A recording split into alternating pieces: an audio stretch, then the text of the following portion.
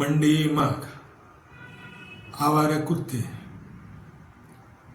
राजीव मणियार के प्रणाम और जय जिनेन्द्र। दोस्तों, हर रोज सुबह मैं जब मंदिरा सर जाता था, जिसको मंदिर भी कहते हैं हम लोग, तो जब मैं जा रहा था, वहां से गुजर रहा था, मैं हमेशा दिखता था कि दो कुत्तों की टोली हुआ करती थी और कोई भी टोली का कुत्ता दूसरे इलाके में जैसे ही वो प्रवेश करता था तो ये इलाके के दो जो कुत्ते थे वो इसके ऊपर अटैक करते थे, उसके ऊपर साथ भौंकते थे और उसको भगा देते थे।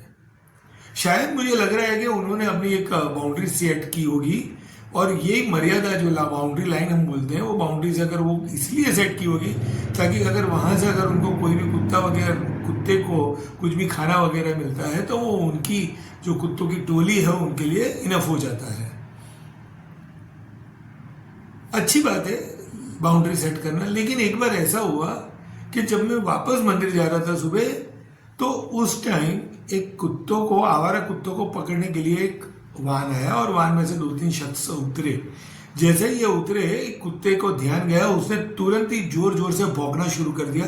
लेकिन इस टाइम उसकी जो भौंक की आवाज और स्टाइल थी वो बहुत ही डिफरेंट थी। कुछ ही मिनटों में बहुत सारे कुत्ते वहां पे इकट्ठा हो गए, एक दूसरे के इलाके में आ गए और जैसे ही जहां पे वो गाड़ी खड़ी थी वहां से जो शख्स उतरे थे उनके ऊपर जोर जोर से चिल्लाना, भौंकना और अलग अलग प्रकार के इशारे करना उन्होंने शुरू कर दिया ताकि वो लोग डर के भाग जाए। बस आज का मंडे मार किसी के ऊपर है कि हमने भले ही हमारी बाउंड्रीज, हमारी लिमिट्स सेट की हो, लेकिन अगर हमारे में से हमारा ही कोई दोस्त या हमारे साथ काम करने वाला कोई कर्मचारी दिक्कत में अगर आता है तो ये हमारे ऊपर है कि हम उसे बचा लें।